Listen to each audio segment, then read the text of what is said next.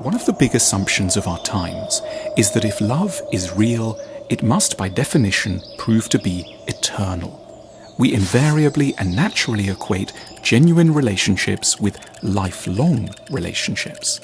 And therefore, it seems almost impossible for us to interpret the ending of a union after only a limited period, a few weeks or 5 or 10 years, or anything short of our or the partner's death date, as something other than a problem, a failure, and an emotional catastrophe that is someone's fault, probably our own.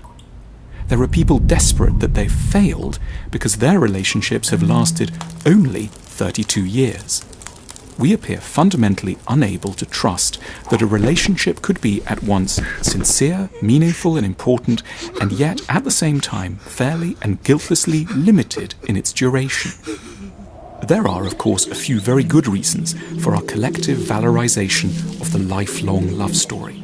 A great many of the pleasures and virtues of relationships do only reveal themselves over time, once trust has been established and loyalty fully demonstrated.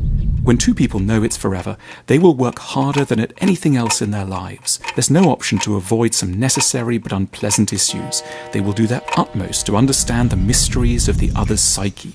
They will show reserves of tenderness and vulnerability they wouldn't ever otherwise have accessed. They will learn to apologize and reach a modesty about their own shortcomings. They will grow up.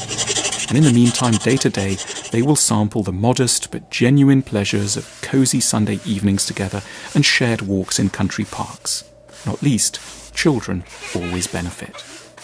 But it's because the charms of the long term are so clear in our collective imaginations that we should acknowledge the danger of cruelly and normatively suppressing all the legitimate claims of short-term love.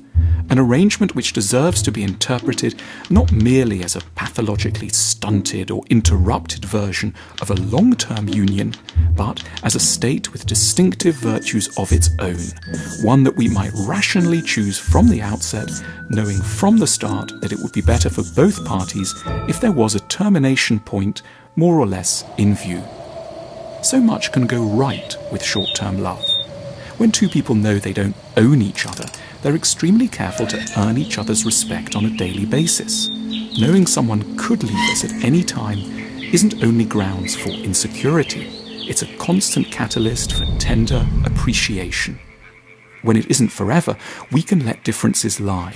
If the journey is to be long, absolute alignment can feel key.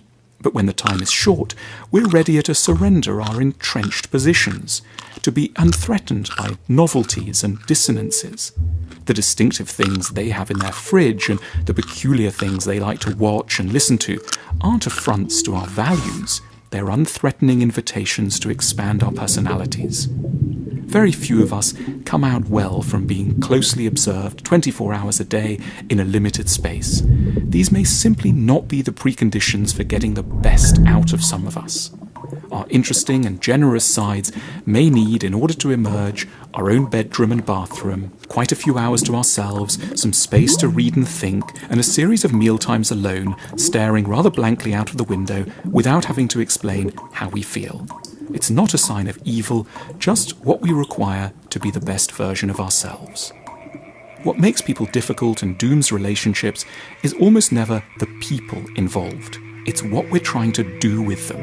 Inviting someone to marry you is really not a very kind thing to do to someone you love, because it's going to drag the beloved into a range of really rather unpleasant and challenging things. Doing the accounts with you, meeting your family regularly, seeing you exhausted and bleary-eyed after work, keeping the living room tidy, bringing up a child. To really love someone, that is, to wish the best for someone, might more fairly mean foregrounding your best qualities for a few ecstatic months, and then mutually and tenderly parting at the check-in desk. Long-term relationships reward some qualities, especially the administrative ones, but they obscure others. For example, those related to skills at having interesting, speculative conversations about ethics or the meaning of life late into the night. It should be no insult to determine that some people simply won't be able to shine in the conditions of long-term love, and that it's very kindly playing up to their strengths to leave them long before we ever need to try to arrange a cutlery drawer with them. We should beware of succumbing to the debilitating feeling that because it didn't last forever, it can have been nothing at all. In other areas of life, we know that going on forever isn't the ideal, even when something is very good. We don't necessarily think we have to stay in the same house all our lives, though we might really like the one we're in. We're not betraying it or destroying it when we recognise that for a range of reasons it might be wisest to move elsewhere.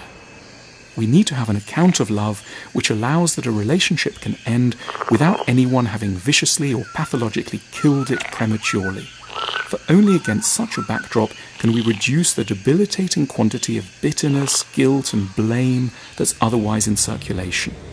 How we see the endings of love depends to a critical extent on what our societies tell us is normal. If it was meant to last forever, then every ending will by necessity have to be described as a horrifying failure. But if we allow imaginative space for short-term love, then an ending may signal a deeper loyalty, not to setting up a home and domestic routines, but to a deep appreciation and admiration one felt for someone for a time. We'll walk away with a fair and generous sense of all that's been preserved and enhanced by the relationship not being forced to last forever.